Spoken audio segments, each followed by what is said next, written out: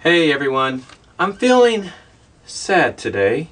I've begun the final quest in Witcher 3 in the Blood and Wine expansion pack, and when I finish this, I will be done with the game. Now, I used to play video games a lot in the 80s and 90s, and then life happened. You know, I got married, had kids, and with all that going on, video games kind of fell by the wayside. But all my kids have grown up now and moved out, and it's just me and my longtime girlfriend living alone in this house. So about a year ago, I decided I want to play video games again. So I went and picked myself up a Sony PlayStation 4 and started researching the game I wanted to play. I wanted something open world, an adventure game that featured a lot of swordplay and monsters. So after much research, I settled on Witcher 3: The Wild Hunt. Now, this game's already 3 years, almost 4 years old, but what caught my eye was how many Game of the Year awards it's won. In fact, it's probably the most awarded game in history, and it's still fanatical following all this time later. So, last Christmas, I told my girlfriend I wanted a Witcher 3 Wild Hunt for Christmas. Christmas Day comes. I open the game, and I start playing. Here it is, September, and I'm just now finishing. Over 8 months later. That's how amazingly engrossing this game is. Now in the game you play a character named Geralt, who is a specially trained monster hunter known as a Witcher. Now as this character you carry 2 blades, a steel sword for fighting humans, and a silver sword for fighting monsters. Now what sets this game apart is the amazing story of its main quest. It is as good as any huge blockbuster movie, and it's completely engrossing and it's hard to tear yourself away from it. Now the game begins with you looking for a 20-year-old young woman named Ciri, who is basically your adopted daughter. You have raised her at the Witcher Fortress, training her to be the first female Witcher, but there's much more to her than that. She has something called the Elder Blood in her veins, which gives her the power to manipulate space and time. Now Ciri has disappeared because she's being chased by something called the Wild Hunt. These are a force of warriors that can travel interdimensionally, and they want Ciri for her elder blood. Now you start your adventure in a place called White Orchard. It's a land ravaged by war, but basically in this part of the game you're just learning how to control the character and fight, and you do some quests.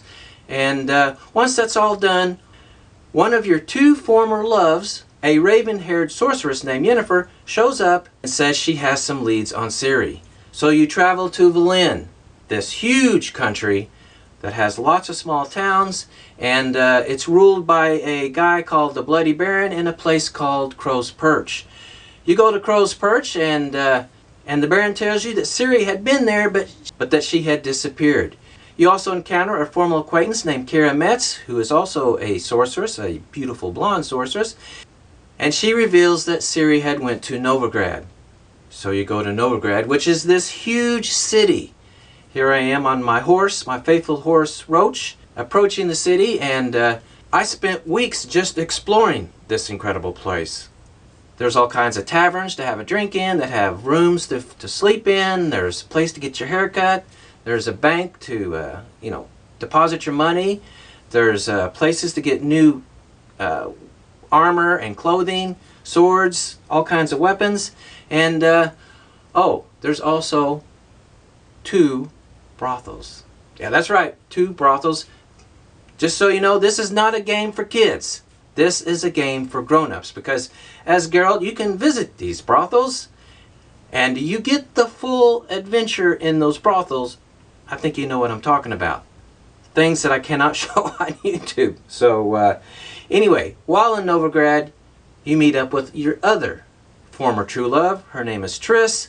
She's a sorceress also, who is a redhead. Now with Triss, you continue your hunt for Ciri, and you find out that she has fled for Skellige. Skellige is a mountainous island chain that is populated by a Viking-type people. And this is a people who live off the ocean and build boats, and of course there you find Ciri finally in a place called the Isle of Mists. Now, once you and Ciri are back together again, you return to the Witcher stronghold. Together with her and some sorceresses and fellow Witchers, you fight off the Wild Hunt. But that's not the end of it. The Wild Hunt is still around, so Geralt and Ciri and the rest of them go to an island in Skellige, and they lure the Wild Hunt back, and that's where they have a massive, huge final battle. But even then, it's not done. Something called the White Frost is coming, an apocalyptic force that will kill all life on the planet. So Ciri, using her Elder Blood for interdimensional travel, goes and fights the Wild Frost. But even then, the game's not over with. Not quite yet. In the expansion pack, Blood and Wine, you go to Toussaint, which is a beautiful sunny place that is based on the south of France and Italy. There, Geralt meets up with the Duchess, Anna, who rules this land, and she hires him to find out what's plaguing the city because some of her knights are being killed. Well, it turns out vampires are terrorizing the city, and there's even more to it than that.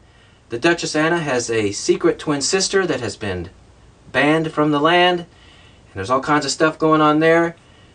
Great fun, and while you're playing this part of the adventure, Anna bequeaths to you a vineyard, an estate. As Geralt, you furnish it, hang paintings, all kinds of stuff, and once the game is over, whatever sorceress you decided to retire with, it could be Yennefer or it can be Triss, you and her retire in your vineyard and the game is over. So just so you know, I picked Triss because I like redheads. But anyway, this game feels alive. And as you play as Geralt, you feel like you're living in this world as him. It's that immersive. And it's not just the main quest. There are literally hundreds of side quests that will keep you busy for days, even months. There are I don't know how many small towns, all of which have bulletin boards or a tavern. You go to these towns and the locals will hire you to take care of monsters who may be terrorizing the place, or bad guys, bandits, all kinds of different things that keep you busy for a long time. And it's even fun to do mundane things like get your hair cut and your beard trimmed. And hell, I'd even sit back and watch the sunset once in a while. And I really dived into it. I would be at work and I would be thinking about going home and playing Witcher 3. And I would get home and play it, and it wasn't unusual for me to stagger upstairs to bed at 4 or 5 in the morning. It started affecting my relationship with my girlfriend because, you know, when she's upstairs getting ready for us to go out, I would start playing. And she would come down dressed and ready to go, and I would say, okay, give me a few minutes to finish this little section.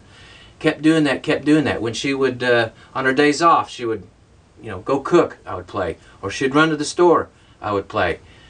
It got to where if I wasn't at work, I was playing this game, pretty much. And the girlfriend said, fine, you can just play your game, I'm out of here. So I was brought back to reality.